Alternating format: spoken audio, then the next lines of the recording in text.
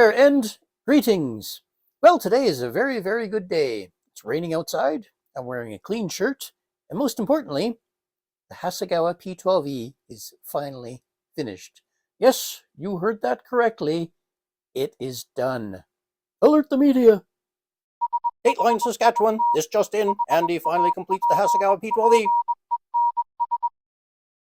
As I mentioned in the previous video, there were a fair few things to take care of. Those little end-of-project items that shouldn't take too long, but often take longer than we think they will. Such things as navigation lights, and the windshield, and control cables. Oh my. Most of them didn't take too long. A couple of them took longer than I expected, but hey-ho, such is the nature of the beast. The biggest issue, however, was the propeller. Hasegawa's propeller was, how do I put this kindly? I can't, it was crap. That took a lot of work, and I will show you that shortly, what I did to it, and hopefully improved it a little bit. And then we'll get 2 shots of the finished model, and we can all point and laugh and stare and generally have a good time. Hasegawa's propeller, it needs a little bit of help. It's kind of crude, it's not very accurate, and yeah, some work needs to be done to make this a lot better. For starters, the airfoil section on the blades is symmetrical. That is, it's equally curved on the back as it is on the front, which is not right. It should be flat on the back. So what I did is I spent a lot of time scraping and sanding that down. Actually, I ended up taking a Dremel sanding drum to it because the plastic is that thick and hard that it was taking a lot of effort. So yeah, I used the drastic method, and you do have to be careful if you're doing that, especially around the tips because they do get quite thin out there. But I managed to get it fairly acceptable. It's quite flat on the back now. Now, the other issue with this is the hub is completely inaccurate. These 4 vertical lumps, which are supposed to represent bolts, I guess, not applicable to the P-12 prop.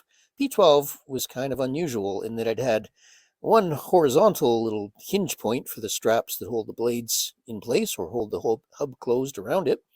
And that was diametrically opposite. So it had horizontal one there and a horizontal one there, and then only one each side of the vertical bolt things.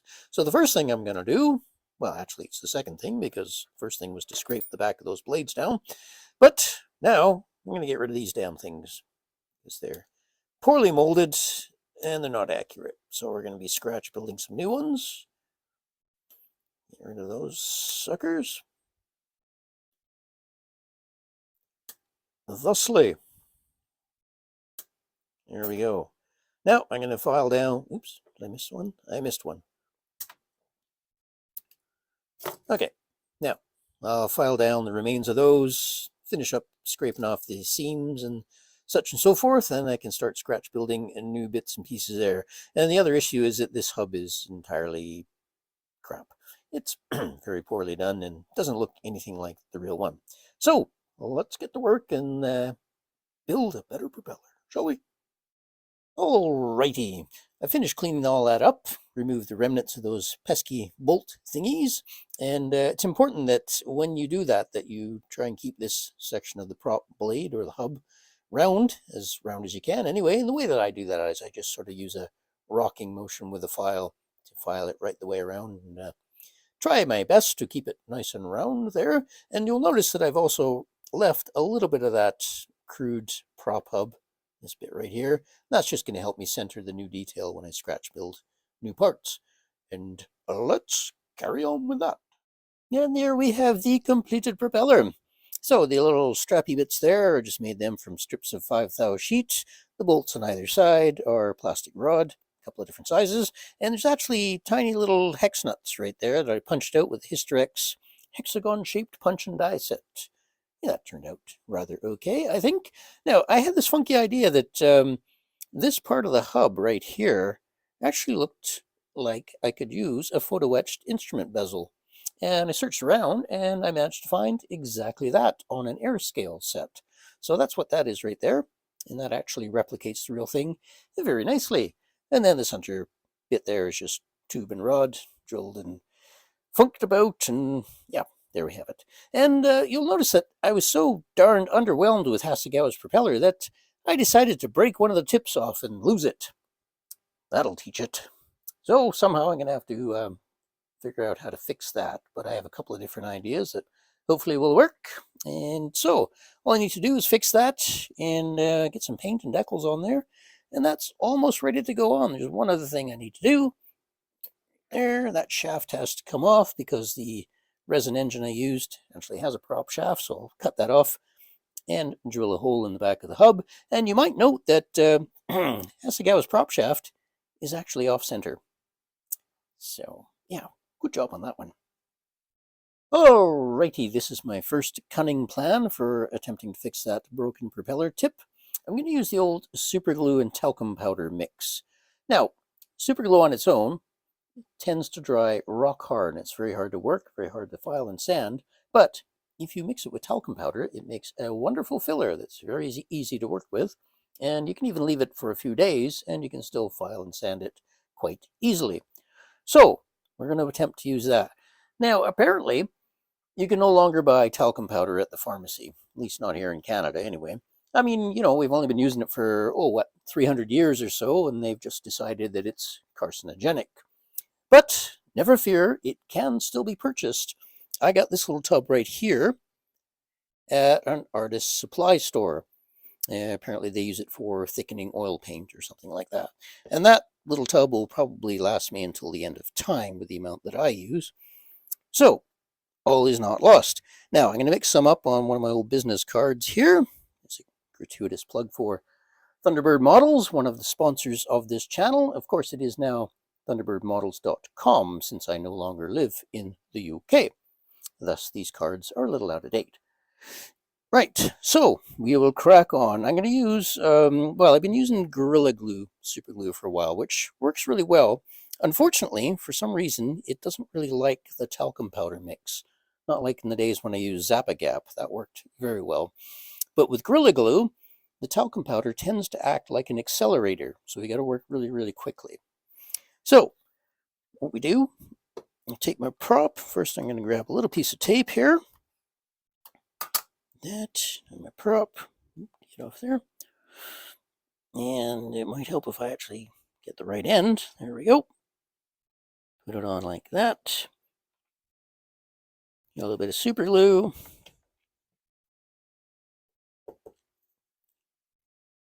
Come on, get out of there.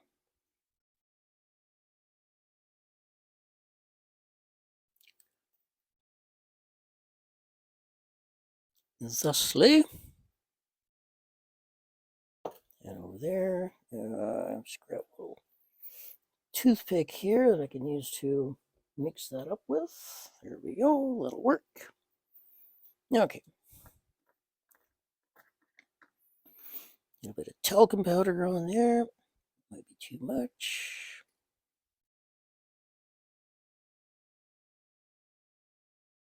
Oop, that's definitely too much. There. Okay. Don't touch it. Apparently it causes cancer. So I'm told. All right, so mix that up. That.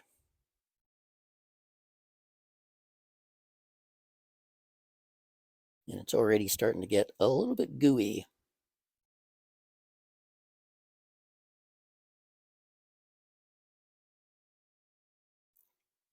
Okay.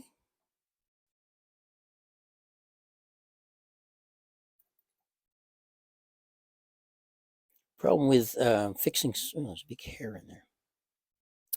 Problem with fixing something like this is because the tip is so thin, it's very difficult to glue anything on there.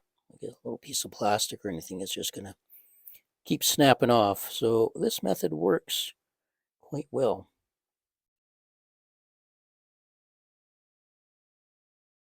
Build it up.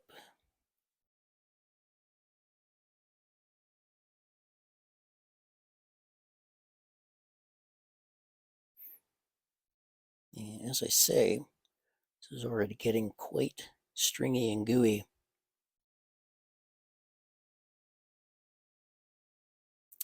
But I think that should do it.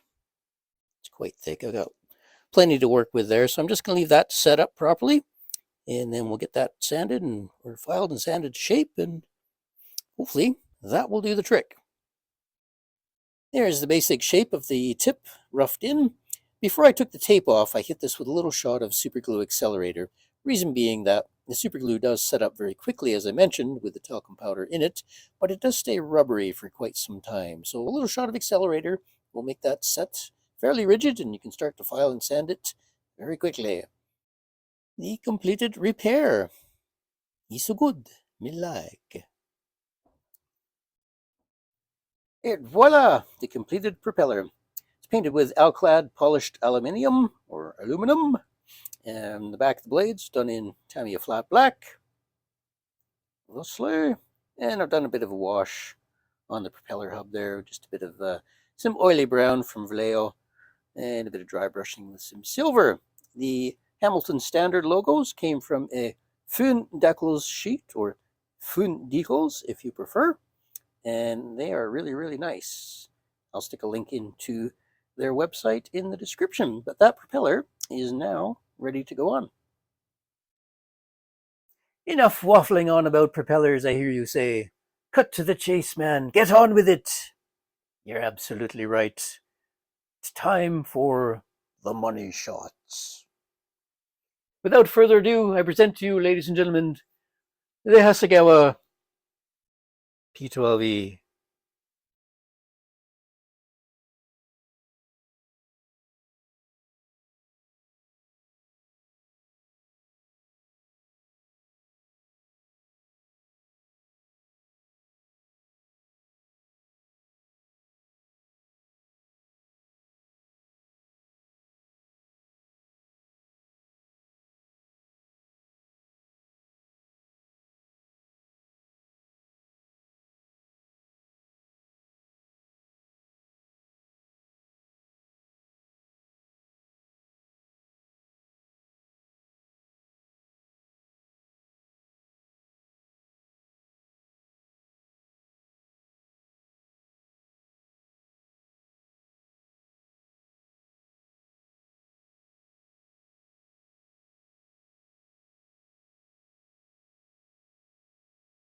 And there we have it, the Hasegawa 1/32nd scale Boeing P-12E. It was a fun project for the most part. There's a few things I would do differently. Number one, I'd put the engine on and get that completely finished off, especially the exhaust pipes, before I put the top wing on, because it was kind of a pain in the ass to get the exhaust pipes on with all that bracing and the struts and the wing in the way. So, yeah, I definitely do that differently. A couple of other things I do differently, but always lessons to be learned, and I will definitely incorporate them in the Hasegawa F4B4 should I ever get to that project. So, that concludes the long-winded or long-running P-12E project. Hope you enjoyed it. Now, the next video, or, well, yeah, probably the next video, I'll be starting something new. I've narrowed down my choices to 2 or 3 things. I'm not going to say what it is at this point because I haven't really finalized my decision. All I can say is it will be 32nd scale again, and it will be fun, I hope. Don't forget the Buffalo project. That is still ongoing. I'm making great progress on the Hobby 2000 or Hasegawa 1/72nd scale Buffalo. So I'll get that done as soon as I can, and we'll get that one up. And so, as always, thanks so much for watching. Please feel free to leave comments and subscribe and like and share and bake a cake. Thanks so much, and we'll see you soon. Bye-bye.